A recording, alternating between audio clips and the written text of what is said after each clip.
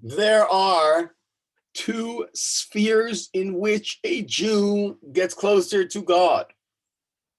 And we can debate about which sphere is more important. One is called Ben Adam Lamakom, the relationship and the commandments and the actions and the behaviors one does towards God. The second way is called Ben Adam Lechavero, between man and his friend. Both of them are commanded by the Torah.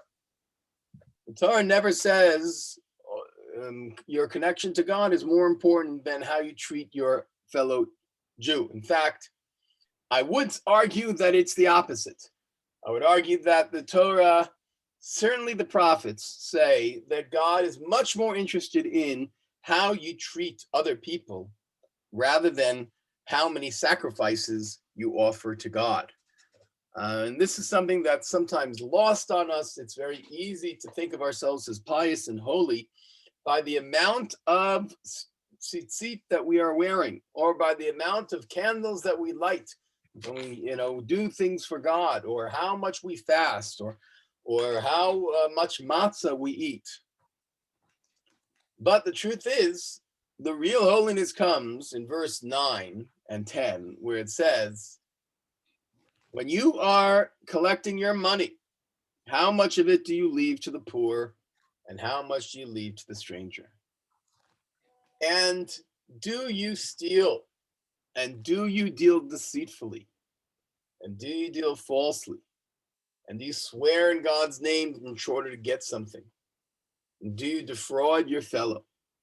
And do you commit robbery? Do you pay your laborer late, in delayed way? That's also a major prohibition. If someone comes and works for you for the day and you say, you know what, I'll pay you tomorrow, and then the next day you'll say, I'll pay you the next day, that is a prohibition of the Torah. God is saying, if you do that, you're not close to me. You better not insult the deaf, and you better not place a stumbling block before the blind. Now, I want to focus on this commandment for a second.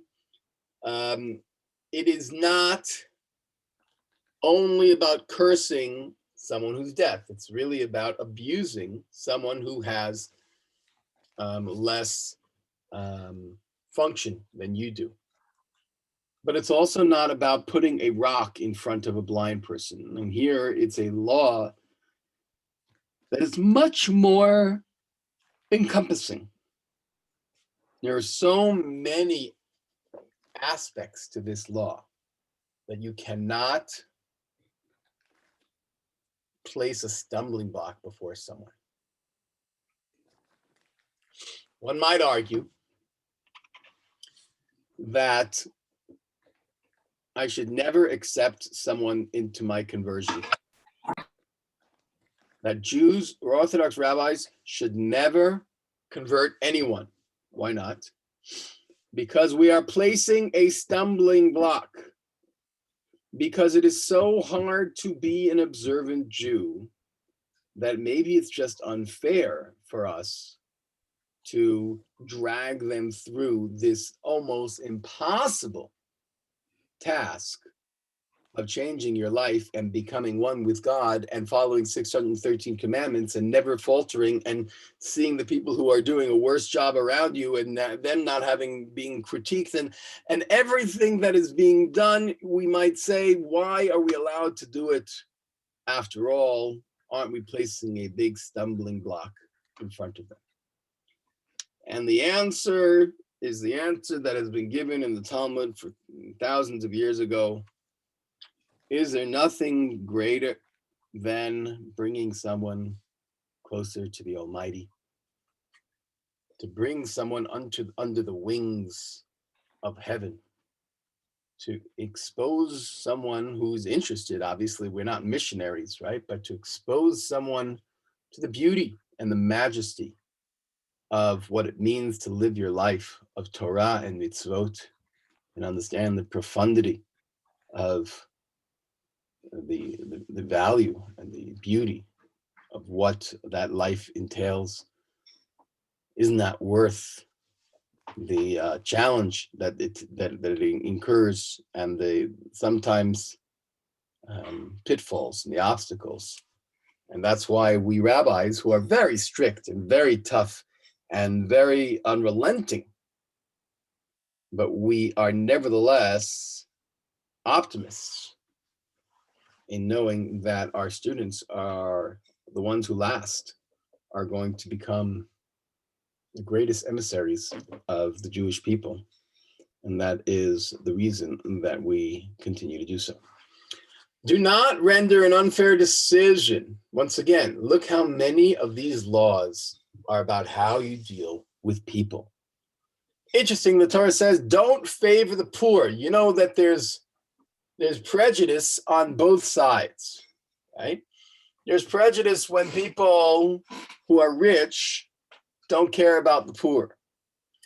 There's also prejudice when people favor the poor over the rich when the poor don't deserve it.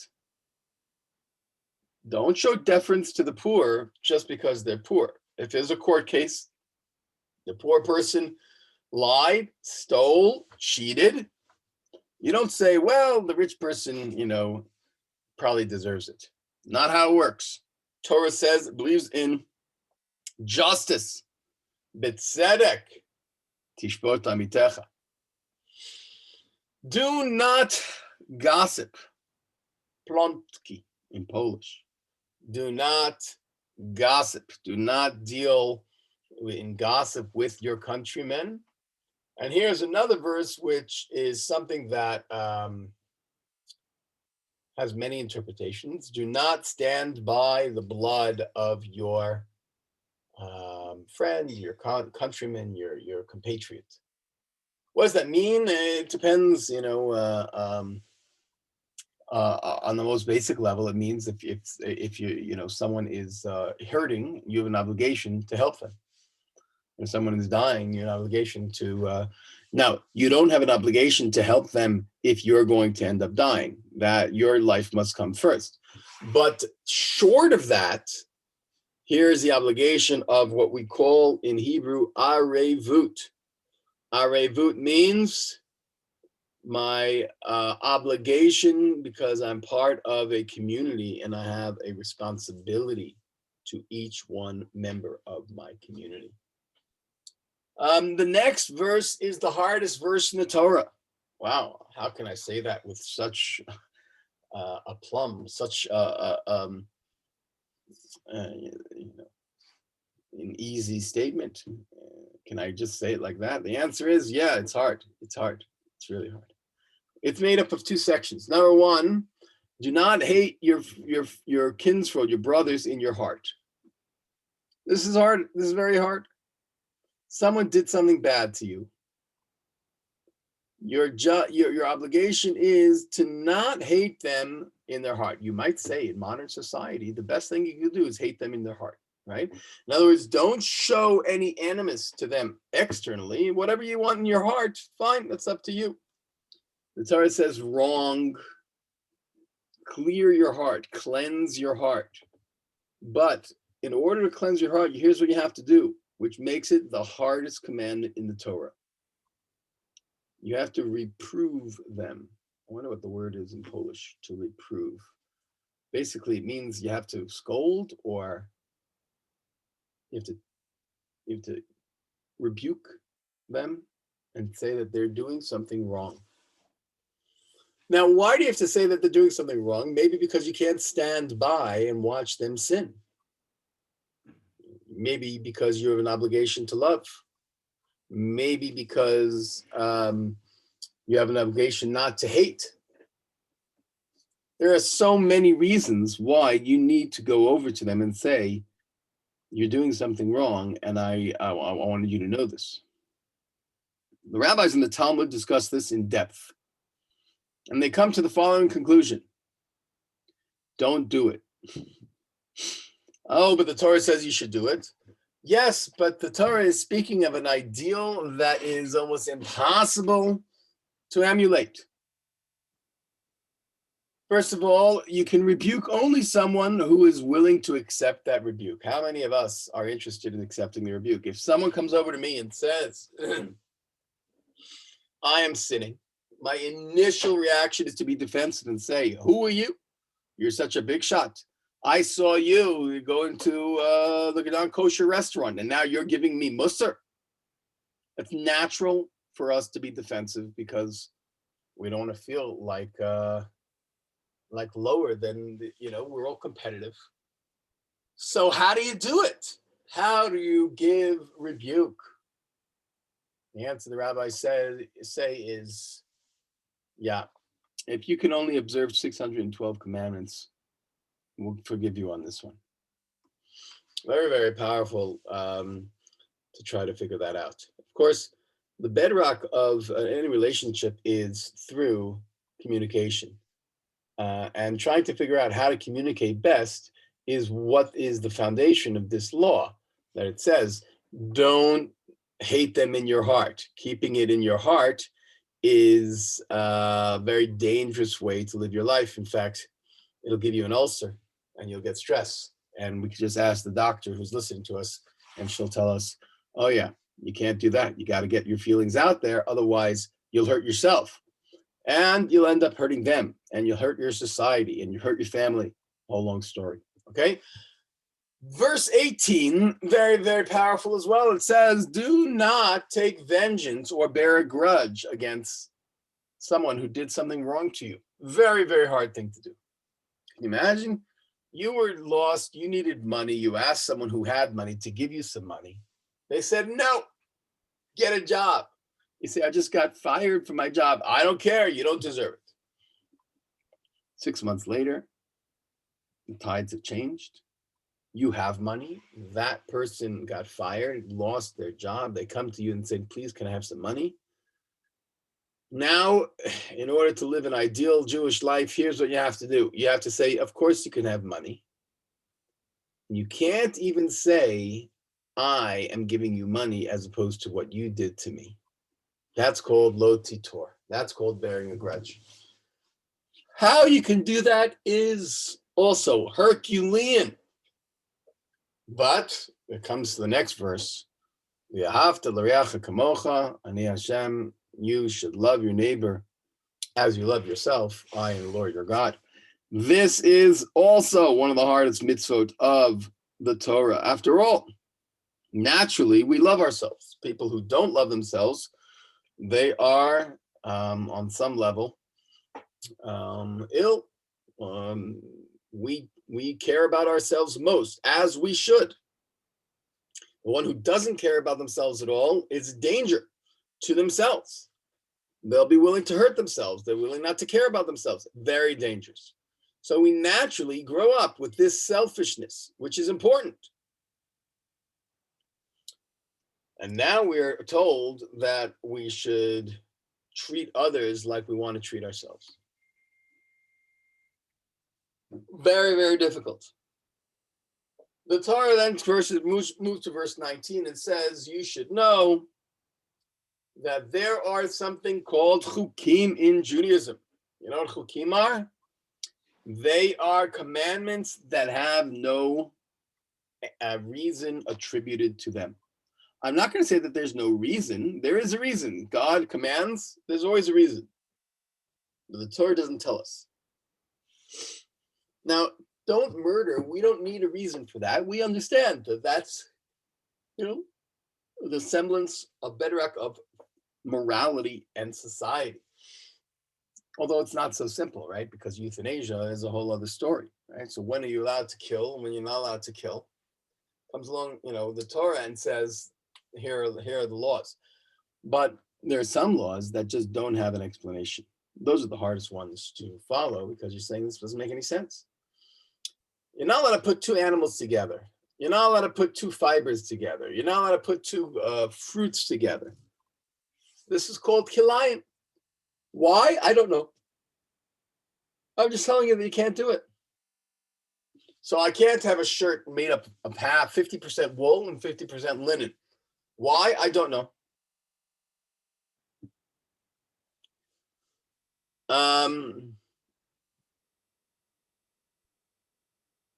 When you plant a tree in the land of Israel, for the first 3 years, you're not allowed to eat the fruit.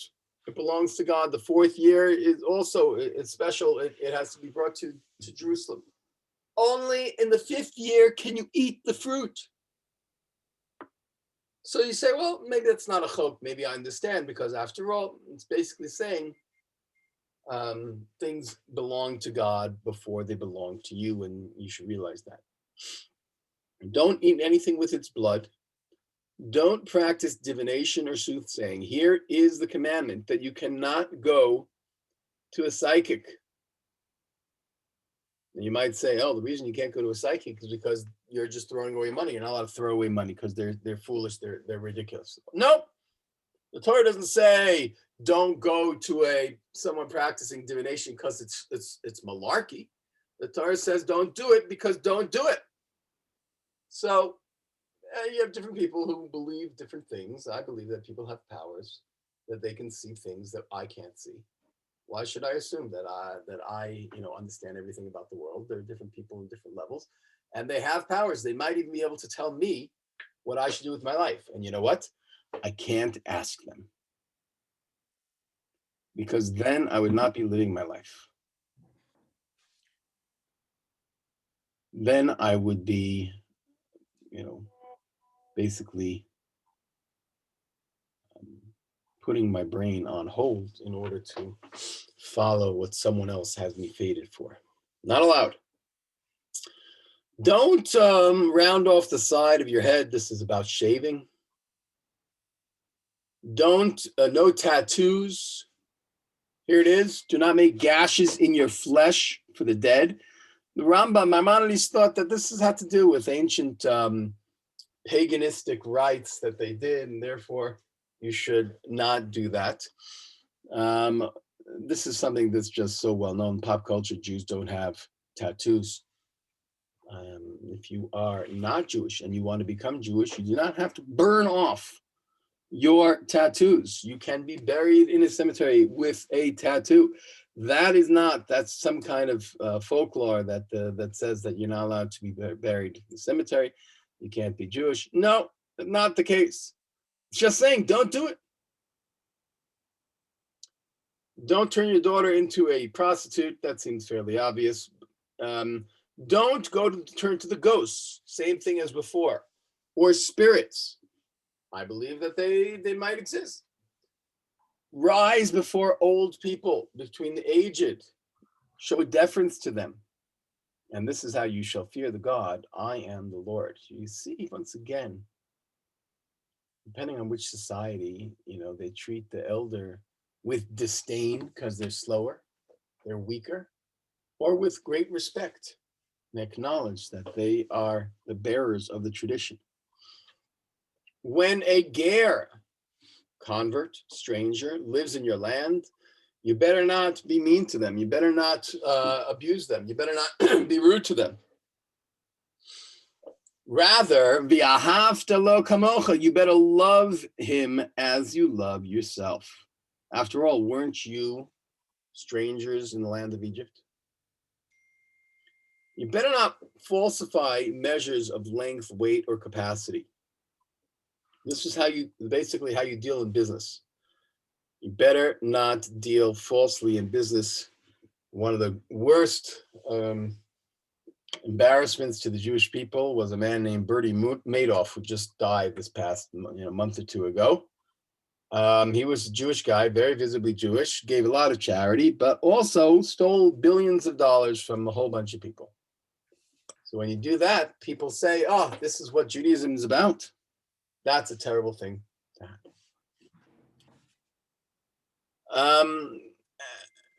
Child sacrifice, that seems fairly obvious that's a big no-no. More about the spirits, sanctifying yourself, cursing your parents, adultery. And here, once again, we return to the sexual laws, homosexuality, man and his mother, bestiality, sister, and relatives, all of these are returned once again. And then in verse 23, there's like this general law called following the chukot hagoyim, the laws of the land. If the land in the non-Jewish world are doing these laws, you shouldn't follow them. And it's a very complicated law because, at what point, on some level, a lot of the traditions, are universal. When you go to the wedding, brides wear white. It might not necessarily be a Jewish custom, but it's a custom. You're not allowed to follow it because it's a law of the goyim. So the rabbis say, no, if the law is leading you towards idolatry, then that's the law of the goyim. If it's a law, like, I don't know, Thanksgiving, that's a nice law. So, it's good to give thanks, and it's not a religious thing. Therefore, you may celebrate Thanksgiving, but you may not celebrate Christmas because it has a religious component. And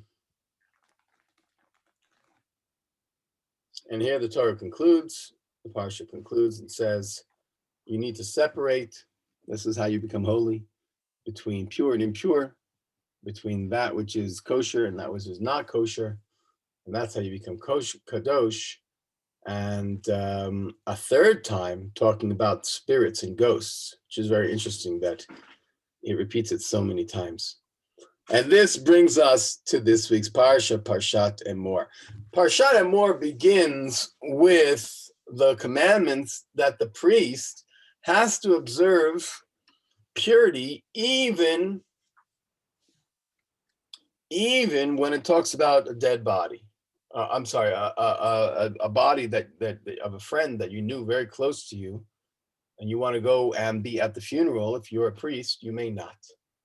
The priest has a higher level of holiness, and therefore he is not allowed to contaminate himself, become impure for anyone who's close to him, except for the 7 closest relatives. They are mother, father, sister, brother, son, daughter, husband, wife.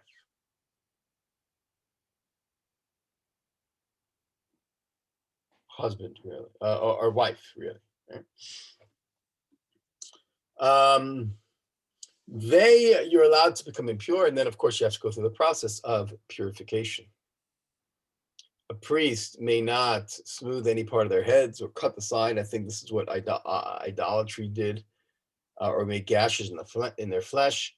Rather, they should be kadosh all the time.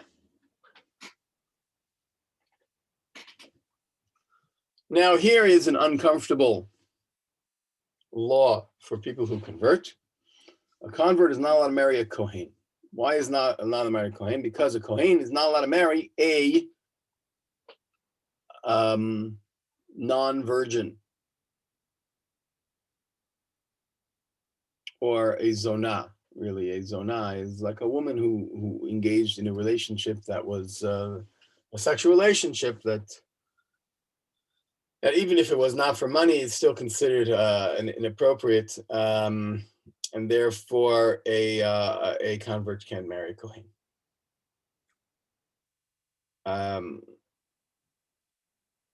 And a Kohen can't marry a divorcee.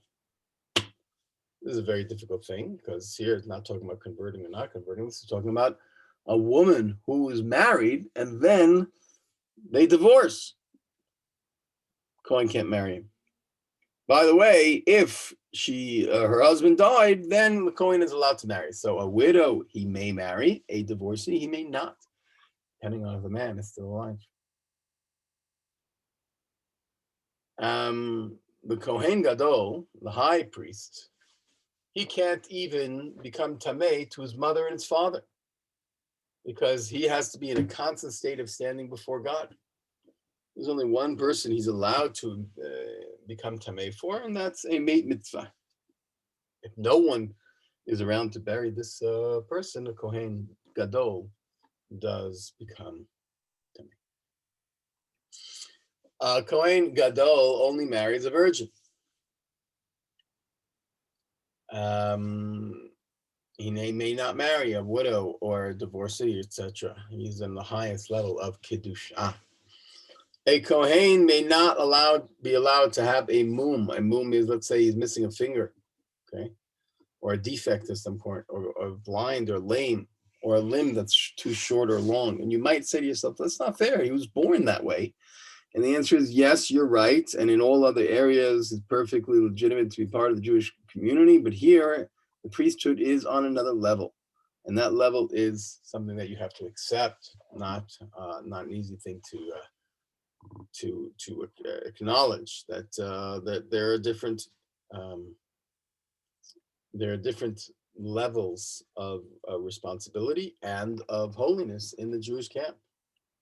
A priest, Israelite is not like a Levite. A Levite is not like a priest. A priest is not like a prophet. A prophet is not like a king. Everyone has their own level. So there's no sense of, everyone's equal in the eyes of God. Not exactly that way. On some level, people are equal, but on another level, in terms of responsibilities in the Jewish community, no, there are different levels.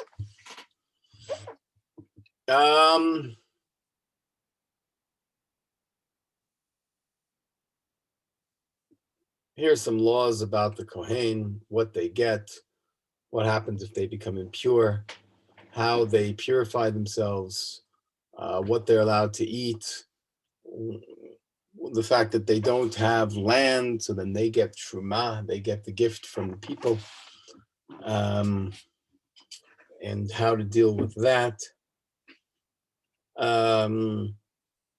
They get a portion of each sacrifice. So that is also, this is really a parsha relating to the priests and the laws related to the priests.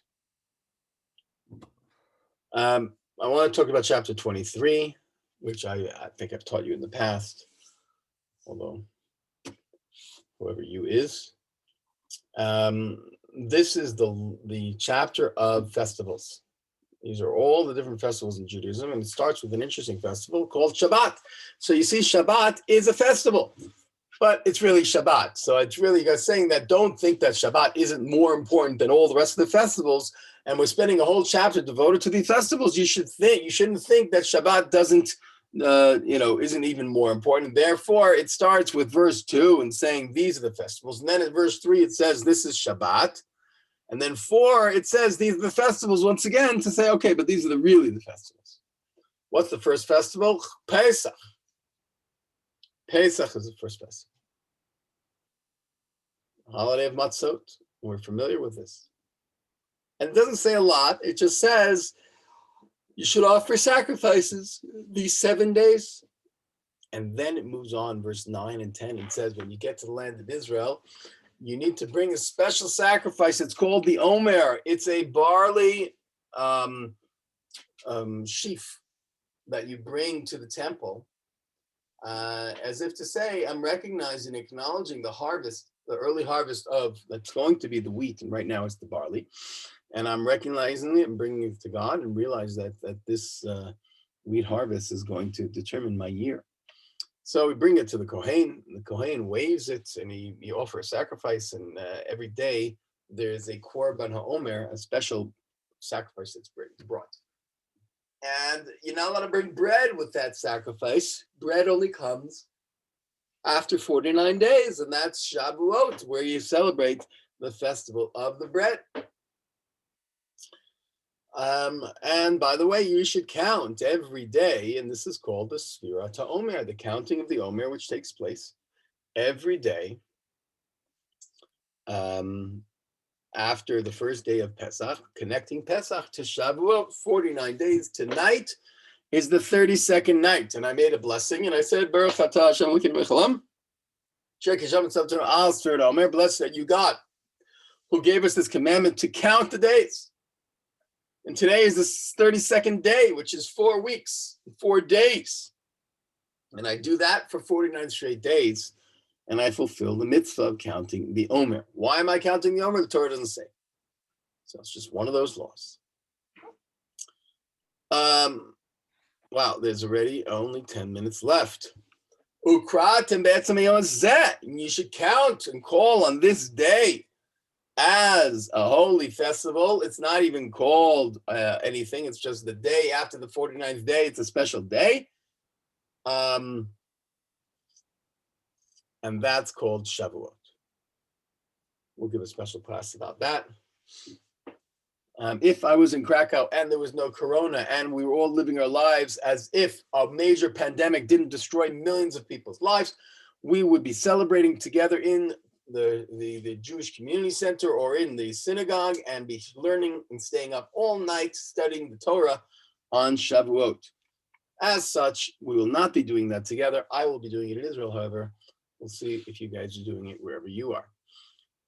Then comes Rosh Hashanah on the 7th month, and then comes Yom Kippur on the 10th day of the 7th month, and then comes Sukkot on the 15th day, with all the laws that are connected to these festivals. And therefore, it's important to recognize that these laws are related to something called Kedushat Hazman, which means that not only is a physical place, the temple, or a physical place, Eretz Yisrael, holy, and not only are people have the capacity to be holy and they make themselves holy, but guess what? Time itself can be holy. Time is kadosh. Now, to a non-Jew, Friday day and Friday night looks exactly the same as any other day or night, but to a Jew, a holy shift takes place. Time almost stops. We accept upon ourselves the joy and serenity of Shabbat. We rejoice, we sing, we sit, we eat. What a gift. What a gift Shabbat is to the world, to the Jewish world, I suppose. The Torah continues and telling us about lighting of the menorah. It does it in several different times. And then it has a terrible story which takes place. The story is about the Mikalel. Here's the story. A man whose mother was Jewish, but father wasn't Jewish. He was an Egyptian. Got into a fight with a guy who was father and mother were Jewish. And apparently, according to the Midrash, the one who was full-bred, father and mother was Jewish, was making fun or abusing or verbally abusing or whatever he was doing to this other guy, saying basically, you're a lower level. You're a, version Jew on the second level, whatever that means. And the hybrid kind of Jew cursed the first one with the name of God. So what caused the curse was fighting between Jews about one Jew saying, I'm holier than you, I'm better than you. And as a result of that, the worst thing in the world is that's literally desecrating the name of God. Right? We generally say it's a figurative idea that you're, causing God's name to be embarrassed. Here, it is literally taking God's holy name, dragging it through the mud. And then God kind of came down and says, this is not how people should behave towards each other. Now, even the one who was picked on, he got to get killed. So they all killed him. It says, if you curse God's name, that takes precedence over anything else that might happen to you.